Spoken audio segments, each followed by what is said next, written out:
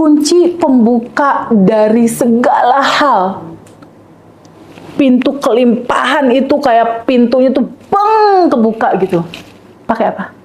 Rasa syukur yang mendalam. Ketika kita bilang, ya Allah, terima kasih atas nafas. Terima kasih aku masih dikasih kesempatan hidup.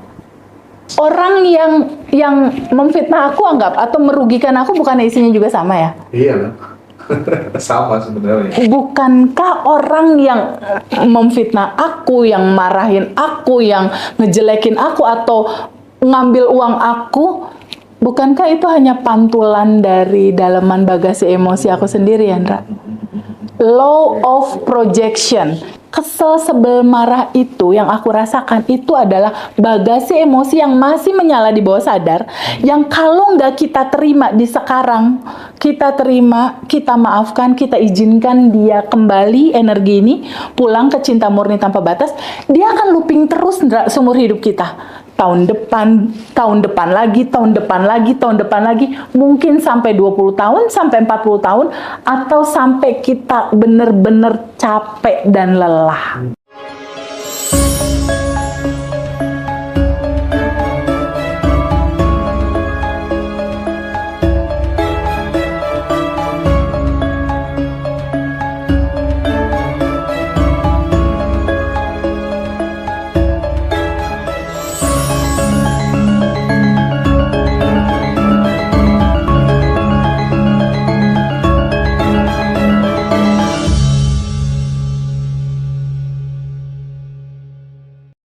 Aku pun juga demikian gitu.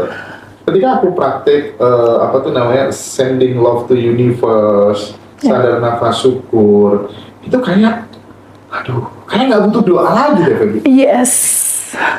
Iya kan? Kayak nggak butuh doa lagi gitu loh. Kayaknya Allah udah tahu segalanya yang ada di dalam sini. Karena kan gini Mas Hendra, kembali lagi ke yang tadi ya, teman-teman kalau punya masalah dan lain-lain, ingat cerita ini ya, bahwa di dalam tubuh kamu ada 99% yang kosong berisi energi tanpa batas. Yang kosong berisi energi tanpa batas ini adalah kecerdasan semesta yang luar biasa. Kecerdasan semesta yang membuat planet-planet nggak tabrakan, Mas. Apalagi cuma ngurusin atau ngelunasin utang kamu gitu istilahnya. Atau ngebalikin pasangan kamu untuk balik lagi ke rumah gitu. Atau memanifestasikan kamu pengen 100 juta per bulan. Itu sangat mungkin. Kuncinya apa, Mas? Kunci pembuka dari segala hal. Pintu kelimpahan itu kayak pintunya tuh beng kebuka gitu. Pakai apa? Rasa syukur yang mendalam. Ketika kita bilang, ya Allah, terima kasih atas nafas. Terima kasih aku masih dikasih kesempatan hidup. Terima kasih atas orang-orang yang sayang sama aku. Aku tuh kalau sadar nafas syukur bangun tidur kan suamiku di sebelahku ya. Babyku ada di sebelah. Jadi kalau melek, aku diem dulu kayak ngumpulin nyawa gitu istilahnya. Tapi aku sadar nafas syukur, berteng melek langsung. Tarik nafas masuk, energi tanpa batas masuk. Pas keluar Mas, lewat hidung, bayangkan bagasi emosi, ketakutan, keresahan, kebingungan, kekhawatiran itu keluar lewat nafas. Detox gitu, sampah-sampah keluar. Ada imajinasi ya. Yes, gambarkan kayak gitu.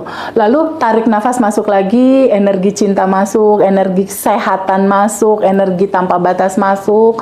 Lalu bayangkan dia menyisir dari kepala kamu. Kalau yang sakit kepala tuh kena energi tanpa batas, dia jadi mereda sehat. Hati kamu, seluruh tubuh kamu, lalu keluar energi-energi negatif, ketakutan, kebingungan keluar. Tarik nafas lagi, energi tanpa batas masuk, lalu rasakan betapa Allah baik sekali ya. Bahkan kita tuh jarang banget untuk bilang, makasih ya Allah atas nafas, atas usia, atas kesempatan hidup. Itu Mas Hendra, kalau dilakukan secara sadar, keywordnya sadar Mas. Kebanyakan kan kita teman-teman semua kalau nafas, nggak sadar Mas. Nah, di 2 waktu itu aja minimal. Lakukan sadar, nafas, lalu kamu bersyukur. itu udah akan merubah sangat pintu rezeki mereka atau apapun itu yang mereka mau. Tapi tadi kan kalau kemudian kita bilang bahwa Allah itu maha adil gitu, nggak semua orang sepakat loh ya ternyata, karena tidak sedikit bayi yang dilahirkan dia cacat, terus kemudian dia terlahir dari orang tua yang ibunya itu dulu diperkosa dan ditinggal lari, dan sejenisnya lah ya, dan seterusnya lah ya. Gimana kalau case-nya seperti itu gitu, kemudian supaya kemudian dia tidak larut-larut dalam penderitaan itu gimana teh? Gini, kembali lagi ke cerita awal tadi Mas, ini udah sempurna. Secara packaging semesta ini ceritanya dari awal sampai akhir udah lengkap Mas. Udah sempurna, udah utuh, udah berkelimpahan. Nah, ketika ada cerita seperti Mas Hendra tadi, terjadi sebuah peristiwa gitu. Kembali lagi ke masalah segala yang terjadi pasti ada pesan semestanya di situ. Ada pembelajaran yang bisa kita petik di situ. Ada sesuatu yang bisa kita ambil di situ. Kalaupun itu terjadi sama si orang yang merasakan itu adalah sebuah proses di mana memang ada cerita, entah bagasi emosi kah atau apapun itu yang di titik kesadaran tertentu kita tuh sangat memungkinkan bisa merubahnya. Tapi kan kalau kita lihat juga ya, misal kayak TVB dulu gitu ya, keluarga divorce, ya kan? Bahkan aku juga mengalami kehidupanku waktu kecil seperti apa, dan tokoh-tokoh besar itu kadang ya ayahnya meninggal segala macam gitu. Itu kan kadang memang semesta itu ketika kemudian kamu akan diperankan untuk kebermanfaatan yang lebih besar, kamu dikasih peristiwa yang itu sebagai tanda sebenarnya jika kamu memaknainya secara positif. The law of projection-nya jalan gitu. Betul, kira-kira. betul, Ya, betul. Jadi gini Mas Hendra, untuk sampai kepada titik enlightenment atau pencerahan atau apapun lah nama itu disebut, kesadaran lah misal, itu memang rute perjalanannya itu nano-nano Mas. Nano-nano. Untuk apa? Bisakah seorang Feby akan empati sama panti jompo, sama anak yatim jika sekolah kehidupan tidak mengantarkan cerita seperti itu skenarionya? Balik lagi seperti yang tadi Hendra bilang, tapi Feb kan ini ada anak yang diperkosa, ada anak ini, ada anak ini, ada anak ini. Bukankah itu hanya penilaian dari kacamata yang di sini, yang terbatas? Bukankah secara kacamata semesta itu semua kebaikan, ada kebaikan? Contoh, bukankah kisah Harley yang buat aku itu kiamat hidupku gitu?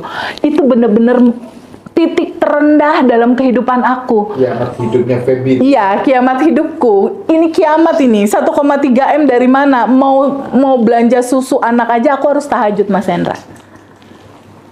Dalam posisi hamil ya. Apalagi harus ganti angka 1,3. Buat susu aja harus tahajud. Saat itu. Tapi coba kita lihat.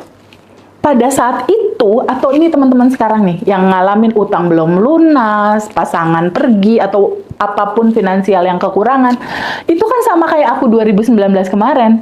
Kayaknya kiamat. Itu kan kacamatanya cuma kacamata sekarang. Tapi ketika kita lihat kacamatanya lebih lebar dalam kesadaran, Mas Hendra, bukankah kisah Harley itu jadi banyak manfaat buat aku dan teman-teman ya? Betul dong, menginspirasi dong akhirnya. Bukankah malah jadi solusi buat banyak orang ya? Betul. Jadi sebenarnya kejadian Harley itu baik atau buruk? Baik. Begitupun channel Ngaji Roso dalam cerita yang sekarang. Sama, Ndra, sama. Iya. Coba lihat benang merahnya dari kisah itu. Ada pesan di situ untuk kamu bertumbuh. Karena nggak ada Feby yang sekarang yang kalau punya uang bawaannya pengen ke tempat beras, beli beras aja tuh taruh di mobil untuk nggak tahu tuh siapa berasnya mau dibagiin.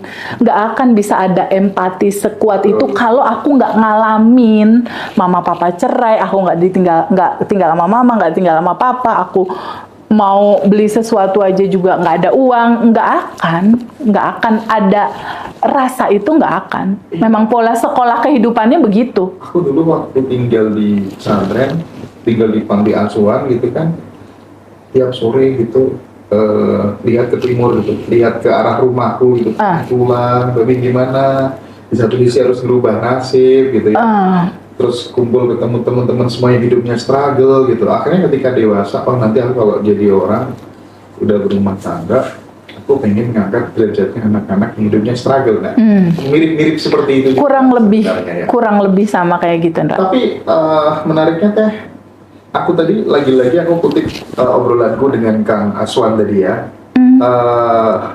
Feby kok bisa ya mencintai orang yang menyakiti dirinya, membenci dirinya, kok langsung bisa memaafkan? Itu tuh gimana deh? Apa rahasianya apa gitu biar teman-teman itu apa ya, tergerakkan untuk kemudian melakukan hal yang sama gitu? Kan nggak gampang ya, ya. Masya Allah. Ketika kemudian kita ini, tapi aku akhir-akhir ini udah mulai bisa sih, termasuk yang hutang segala macem gitu. Aku kirimin ya sending love ke mereka dan aku lebih bahagia gitu ya. Itu gimana tuh tipsnya? Ya, jadi gini, Ndra. Kan di dalam diri aku 99 kekosongan ya, berisi kecerdasan semesta tanpa batas. Orang yang memfitnah aku anggap atau merugikan aku, bukan isinya juga sama ya? Iya lah. Sama sebenarnya. Bukankah orang yang memfitnah aku, yang marahin aku, yang ngejelekin aku atau ngambil uang aku, bukankah itu hanya pantulan dari dalaman bagasi emosi aku sendiri, Andra? Law of projection. Ketika di sini ada layar kehidupan, ada orang yang bikin aku marah, atau agen aku deh yang ngambil uang 500 juta kemarin tuh, ya, ada yang merugikan dan lain-lain. Kita lihat di sini, ini ada layar, oke? Ini ada infocus, ini ada laptop. Kalau di dalam laptop ini ada gambar anak-anak Gaza lagi senyum bahagia, muncul apa, Mas Hendra, di layar? Sama, senyum. Lalu kalau di layar ada gambar anak-anak Gaza lagi nangis, muncul apa di layar? Anak Gaza lagi nangis. Kalau nggak ada data di laptop, adakah di layar? Nggak ada. Artinya apa? Layar ini adalah realita kehidupan kita. Ada orang yang ngeselin, ada orang yang KDART terhadap seseorang kita misalnya, atau ada pasangan yang menyakiti dan lain-lain. Bukankah ini semua berasal dari data di laptop? Data di laptop itu apa? Bagasi emosi kamu. Apa itu? Ketakutan, keresahan, kebingungan yang pada masa lalu belum kamu terima dan tidak kamu lepas. Dia menyala terus di bawah sadar. Nah, pertanyaan yang tadi, tapi kok bisa sih cepet maafin? Jadi kalau ada kejadian kayak gitu, aku ini kan cuma tukang pos. Tukang pos, pesannya apa? Pesannya itu adalah rasa yang kamu rasakan. Ketika kamu diambil uangnya 1 juta, 2 juta, 100 juta, rasanya apa? Kesel, sebel, marah. Kesel, sebel, marah itu yang aku rasakan itu adalah bagasi emosi yang masih menyala di bawah sadar, yang kalau nggak kita terima di sekarang, kita terima, kita maafkan, kita izinkan dia kembali energi ini pulang ke cinta murni tanpa batas, dia akan looping terus seumur hidup kita. Tahun depan lagi, mungkin sampai 20 tahun, sampai 40 tahun, atau sampai kita benar-benar capek dan lelah. Nah, sebenarnya ngaji Rasul luar biasa sekali loh. Ngebagiin cerita ini ke teman-teman yang lain. Artinya teman-teman kan nggak perlu looping sampai 20-40 tahun dong. Cukup sadari dan terima itu. Rasa itu yang lalu kamu belum bisa terima. Kenapa sih harus diterima? Gini, Ndra. Gini, kenapa harus diterima? Kita ini kan isinya 99% ruang kosong. Energi tanpa batas atau kecerdasan semesta. Kecerdasan semesta itu berisi apa? Jawaban kecerdasan semesta berisi apa? Itu adalah Quran 144 114 surat itu kalau diperes dia jadi surat Al-Fatihah. Surat Al-Fatihah itu artinya pembuka. Apa yang harus dibuka? Buka kamu siapa? Bukalah diri kamu siapa? Kamu kan sebenarnya nggak ada, cuma yang ada kan cuma yang 99 itu aja sebenarnya. Nah, diperes lagi dia jadi hanya Bismillahirrahmanirrahim atau yang maha kasih, maha sayang, kalau bahasa umumnya, atau lebih intinya lagi adalah cinta. Jadi kesimpulannya, Andra, Allah sama dengan cinta. Allah sama dengan cinta murni tanpa batas.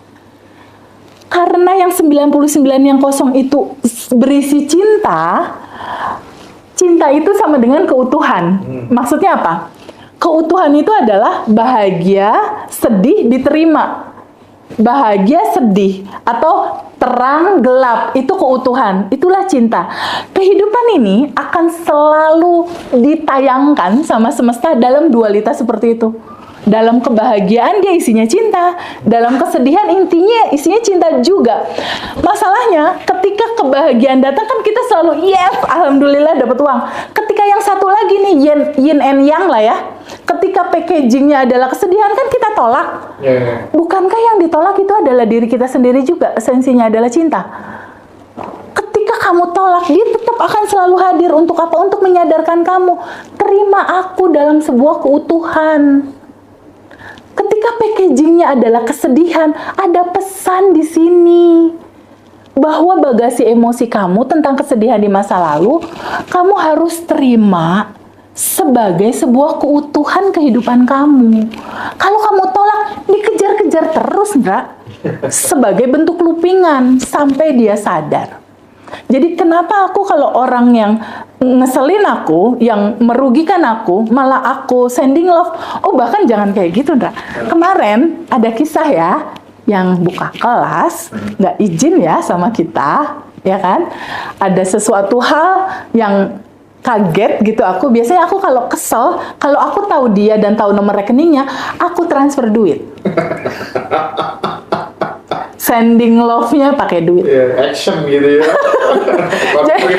Jadi pertama aku sending love, dia sebagai pengantar pesan. Kedua pengen lebih asik lah, M-banking. Cobain deh teman-teman, asik lah rasanya. Sama orang yang kesel kita transfer duit, asik banget. Mantap nih ya teman-teman ya. Kalau menyebalkan solusinya sending love. Yes, betul. Pokoknya segalanya solusinya cinta, karena isinya hanya itu. Pada nggak sanggup ya? Dipraktekin. dicoba. Nah, teman-teman, sekaligus aku konfirmasi bahwa Badan Revolution Batch 9 itu malam ini closing ya. Jadi nanti jam 21 atau 22.00 WIB itu kita udah closing, udah 215-an peserta. Jadi kita nanti closing. Badan Revolution Batch selanjutnya di tanggal 20 Maret itu nanti teman-teman bisa join gitu, yang nggak bisa join di batch 9. Tapi mohon maaf, sekali lagi mohon maaf, di batch 10 kita udah nggak ada program call ban on ban, tapi teman-teman nanti akan dapat kontak personnya Teh Feby semuanya, jadi bisa curhat lewat WA, tapi ya mohon maaf harus antre ya. Teh Feby balas WA sampai jam 1:30 dini hari gitu, teman-teman, demi teman-teman semuanya. Jadi mantap banget, pokoknya luar biasa. Ini teman-teman dapat hadiah istimewa lah ya dari Teh Feby. Dan bagi teman-teman juga yang nggak bisa ikut kelas, tenang, kita sediakan Zoom istimewa. Teman-teman juga bayar 369.000 aja, dan itu nanti free rekaman di tanggal 3 Maret. Materinya 60% kelas Badan Revolution. Nanti juga dikasih kisi-kisi 30 hari ya aktivitas rutin yang harus dikerjakan, tapi tidak ada pendampingan lewat grup ya teman-teman ya. Nah ini penting untuk saya konfirmasi terlebih dahulu buat sahabat semuanya gitu. Teh, ya. Kayaknya kita perlu break dulu. Oke. Harus minum dulu. Ya, Baiklah. kita ini nggak tahu sampai jam berapa, tapi jelas aku belum baca list pertanyaan nih. Baru pembukaan itu udah 1 jam gitu ya. Masya Allah. Nomor WA-nya itu ada di bio TikTok. Teman-teman ya, nanti bisa join kelas Abundant Revolution selanjutnya ya. Pokoknya rekomen banget, serius teman-teman harus ikut, entah itu ikut Zoom-nya atau kelasnya. Apalagi ya mungkin yang sebagai closing yang perlu ditambahkan, join ya ini apa tuh namanya channel YouTube Abundant Revolution TVB, silakan teman-teman join semua ke situ, dan jangan lupa join juga di channel yang Jeloso eksklusif ya, karena kita akan tetap semangat membersamai teman-teman untuk bertumbuh ya dalam konteks finansial dan spiritual. Tapi kita break dulu. Thank you, bye.